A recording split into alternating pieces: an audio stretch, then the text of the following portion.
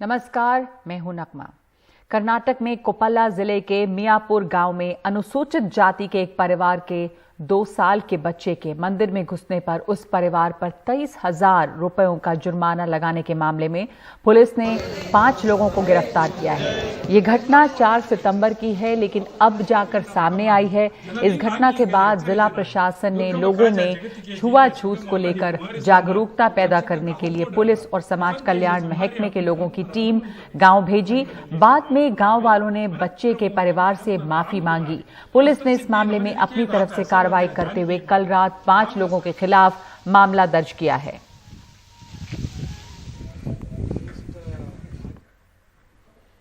और कोविड में इतने ज्यादा लोगों की मौत हुई है, उसके बाद अब ये ऐलान हुआ है कि कोरोना से मृत्यु होने पर पीड़ित के परिवार को 50,000 रुपए का मुआवजा दिया जाएगा। ये एक बड़ा ऐलान है केंद्र सरकार की तरफ से। केंद्र सरकार ने सुप्रीम कोर्ट ने हलफनामा दाखिल करके ये बताया है कि ये फैसला कोविड-19 महामारी के भविष्य के चरणों में भी अगली अधिसूचना आने तक जारी रहेगा। उन मृतकों के परिवारों को भी मुआवजा दिया जाएगा जो कोविड राहत कार्य में शामिल थे या फिर तैयारी की गतिविधियों से जुड़े हुए थे।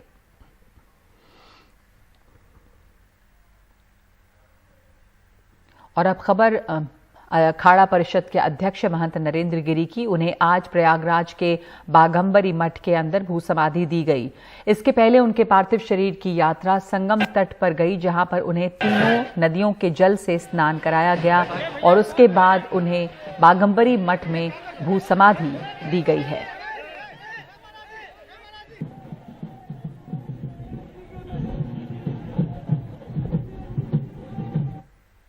लेकिन अखाड़ा परिषद के अध्यक्ष महंत नरेंद्र गिरी की मौत बहुत ही संदिग्ध हालात में हुई थी और इसके ऊपर कई सवाल हैं और इसी मामले में उनके शिष्य आनंद गिरी और आद्या तिवारी को जेल भेज दिया गया है।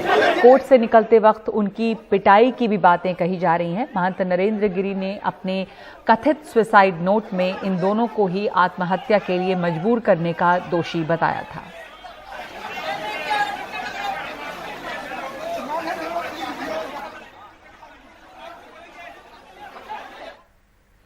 और इस दौरान आज मुख्यमंत्री योगी आदित्यनाथ की रैली थी, उनकी सभाएं थी यहां पे दिल्ली से करीब दादरी और हापुड़ में जो उन्होंने जनसभाएं की हैं, उसमें दादरी में सम्राट मिहिर भोज की मूर्ति का अनावरण किया है। लेकिन इसे लेकर फौरन ही एक विवाद खड़ा हो गया।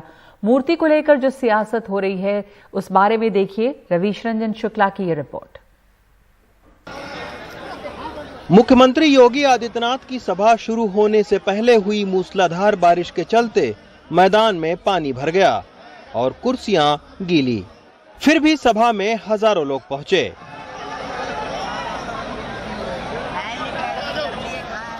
दादरी और जेवर की इस विधानसभा में गुर्जर और राजपूत जाति का खासा प्रभाव है। इसके चलते मुख्यमंत्री ने सम्राट मिहिर भोज से लेकर धन सिंह कोतवाल और ठाकुर रोशन सिंह को खूब याद किया।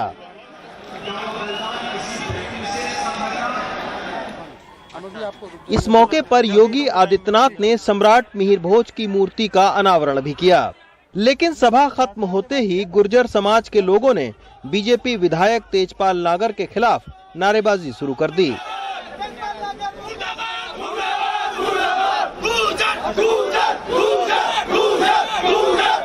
आनन फानन में सम्राट मिहिर भोज की मूर्ति के पास पैरामिलिट्री और पुलिस फोर्स को लगाना पड़ा। गुर्जर सम्राट प्रतिहार मिहिर भोज लिखा हुआ था। कुछ शरारती तत्वों के माध्यम से रात को 2 बजे के बाद जिन लोगों ने इस पे एक गलत वो करा के उसके ऊपर कलर कर दिया, ऐसे नेताओं का हम बहिष्कार करते हैं। दरअसल जब से सम्राट मिहिर भोज की मूर्ति लगी है, तब से इलाके के राजपूत और गुर्जर दोनों इन्हें अपना बता रहे हैं। कई पंचायतें हुई। तनाव बढ़ता देखकर प्रशासन ने राजपूत और गुर्जर समाज के लोगों की साझा प्रेस कॉन्फ्रेंस भी करवाई थी। अब बीजेपी के विधायक कह रहे हैं कि चंद लोग झगड़ा करवाना चाहते हैं। गुर्जर और राजपूत को अलग जाति नहीं है, दोनों एक परिवार है। हमारे पिता एक हैं, उनकी 2 संतान जैसे होती हैं, तो उनको भी मानने का अधिकार है, हमें मानने का। ये विवाद कहाँ से आ गया कि इस पर राजपूत और गुर्जर अलग अलग क्लेम कर रहे हैं? आखिर क्यों उनको एक जाति में? मैंने बताया ना, क्लेम कर ही नहीं रहे। दोनों एक है। बैठ करके जो बुजुर्ग थे, कुछ नहीं, बच्चे नहीं, तमाम सारे गुर्जर यहाँ पर आए हुए थे महासभा के, और गुर्जर बोले कि भाई गुर्जर नहीं है। मैं बताया ना, किसी पार्टी के 2-4 तो लोग ऐसे दुनिया में रहते हैं, वो समर्थित हो सकते हैं उनके। इसकी जांच कराई जा रही है यहाँ। सम्राट मिहिर भोज गुर्जर प्रतिहार वंश के सबसे ताकतवर राजा थे। ये जो गुर्जर प्रतिहार थे, ये एक गुजरात और राजस्थान के बीच का जो जोधपुर का जो क्षेत्र है, उस इलाके का एक गुज्जर एक क्षेत्र है, भौगोलिक एरिया। और उस भौगोलिक एरिया में जो रहने वाले लोग थे, उन्हें हम गुज्जर प्रतिहार कहते हैं। अगर चूंकि उस आधार पे हम देखें तो चूंकि उस समय राजपूतों का कोई वर्णन नहीं था, तो जो आज गुर्जर अपना क्लेम कर रहे हैं कि हम उस क्षेत्र के रहने वाले हैं और मिहिर भोज भी गुर्जर थे, शायद सही प्रतीत होता है। तीसरी विचारधारा थी जो प्रतिहारों की खुद की अपनी है। प्रतिहारों ने अपने आप को राजपूत माना, उन्होंने गुज्जर शब्द का इस्तेमाल नहीं किया है। इस आधार पर राजपूत क्लेम करते हैं कि जो गुज्जर प्रतिहार में प्रतिहारों की बात है, वो राजपूत थे। बाकायदा जातियों को लेकर एक टकराहट की स्थिति पैदा की जाने की कोशिश लोगों के जरिए की जाती है। तो इस पर नाम जो लिखा गया है, तो उस नाम को भी अभी फिलहाल आप देखिए कि जो नीचे वो एक पीले कलर के तौलिए से उसको फिलहाल ढक दिया गया है, जहां पर सम्राट मिहिर भोज का नाम होता है। दादरी से अश्विनी मेहरा के साथ रवीश रंजन शुक्ला, एनडीटीवी इंडिया। केरल की राजधानी तिरुवनंतपुरम में बेहद मशहूर है पद्मनाभ स्वामी मंदिर। पद्मनाभ स्वामी मंदिर ट्रस्ट का अब ऑडिट होगा। ये देश के सबसे अमीर मंदिरों में शुमार ट्रस्ट है और इस ट्रस्ट की छूट की अर्जी सुप्रीम कोर्ट ने खारिज कर दी है। केरल के तिरुवनंतपुरम का मशहूर पद्मनाभ स्वामी मंदिर एक वक्त अपने खजाने को लेकर सुर्खियों में आया था। अब सुप्रीम कोर्ट ने कहा है कि मंदिर के ट्रस्ट को ऑडिट से छूट नहीं दी जा सकती। अपने फैसले में सुप्रीम कोर्ट ने कहा कि 2020 का आदेश मंदिर ही नहीं ट्रस्ट पर भी लागू होता है। 3 महीने में ऑडिट पूरा हो। ट्रस्ट की 25 साल के ऑडिट किए जाने के आदेश से छूट की मांग खारिज की जाती है। वहीं मंदिर प्रशासन का कहना था कि पद्मनाभ स्वामी मंदिर गहरे आर्थिक संकट से जूझ रहा है। मंदिर को मिल रहा चढ़ावा इसकी ज़रूरतों को पूरा करने के लिए पर्याप्त नहीं है। इस मंदिर का मासिक खर्च 1.25 करोड़ रुपए के आसपास है, जबकि हमें चढ़ावे के तौर पर 60-70 लाख रुपए ही मिल पा रहे हैं। ऐसी सूरत में मंदिर का कामकाज सुचारू रूप से चलाना संभव नहीं है, लिहाजा ट्रस्ट को योगदान देने को कहा जाए। जबकि शाही परिवार का कहना था कि ये उसके द्वारा संचालित ट्रस्ट है, मंदिर के प्रशासन से इसका कोई लेना देना नहीं है। वहीं सुप्रीम कोर्ट ने इस पर कोई आदेश नहीं दिया। साल 2020 में सुप्रीम कोर्ट ने एक अहम आदेश देते हुए त्रावणकोर शाही परिवार की ट्रस्ट में मान्यता को बरकरार रखा था, लेकिन मंदिर प्रशासन के लिए एक समिति का गठन कर दिया था। साल 2011 में जब सुप्रीम कोर्ट ने इस मंदिर के खजाने की गिनती करने के आदेश दिए थे, तो इसे 1.5 साल लग गए थे। अब 2021 है, 10 साल बीत चुके हैं, लेकिन कानूनी कार्रवाई रुकते हुए नजर नहीं आ रही। नई दिल्ली से प्रेम सिंह के साथ आशीष भार्गव, एनडीटीवी इंडिया।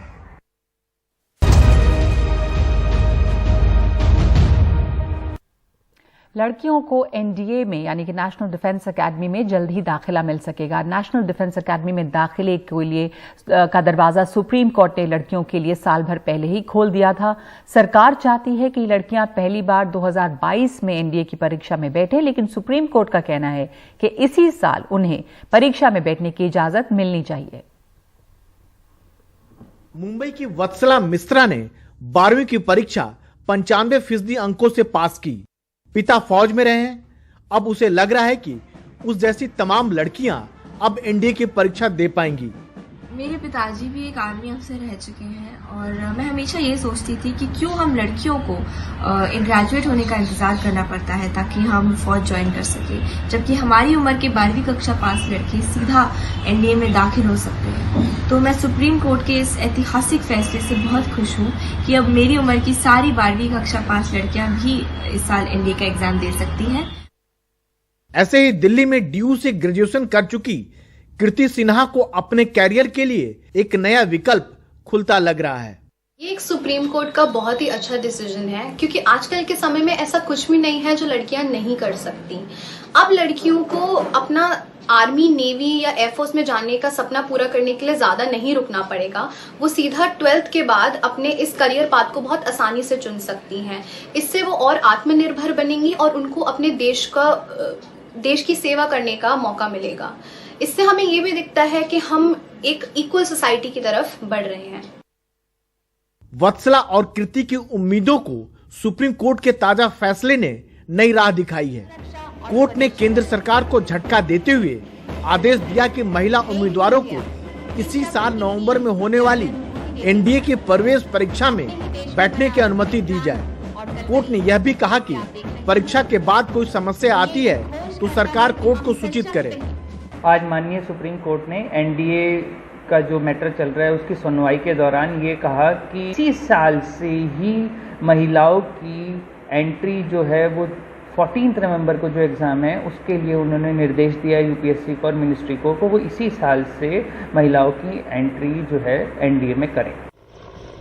एनडीए के जरिए अब महिलाएं तीनों डिफेंस फोर्सेज में 12वीं पास करने के बाद सीधे जा सकेंगी। उनको परमानेंट कमीशन भी मिल सकेगा। पहले सेना में महिलाओं को शॉर्ट सर्विस कमीशन के लिए ही चुना जाता था। उम्मीद की जानी चाहिए कि अब सुप्रीम कोर्ट के आदेश के बाद सेना में अधिक महिलाओं के शामिल होने का रास्ता साफ हो सकेगा। वैसे सेना में अभी भी सैकड़ों महिलाएं हैं जो अस्थायी कमीशन के लिए लड़ाई लड़ रही हैं। ये फैसला दरअसल सोच को बदलने वाला भी फैसला है। नई दिल्ली में आशीष भार्गव के साथ राजीव रंजन, एनडीटीवी इंडिया।